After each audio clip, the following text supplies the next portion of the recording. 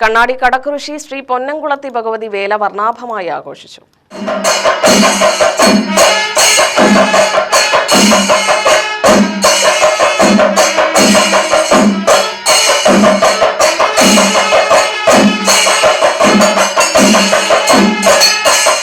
May 3 മുതലാണ് വേലമഹോത്സവത്തിന് തുടക്കം കുറിച്ചത്.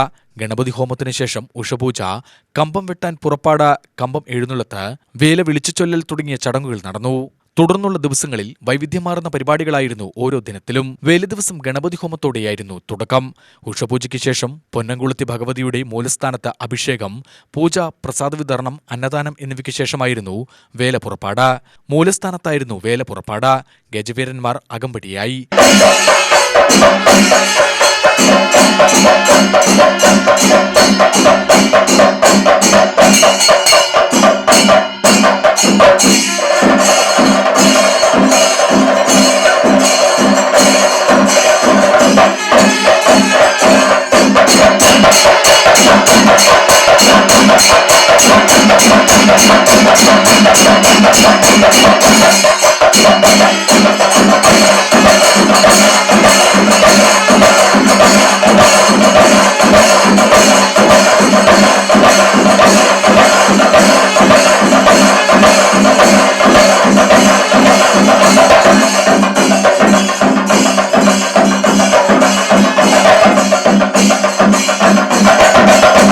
ദീപാരാധന, സോപാന സംഗീതം എന്നിവയ്ക്ക് ശേഷം പകൽവേല കാവുകയറി.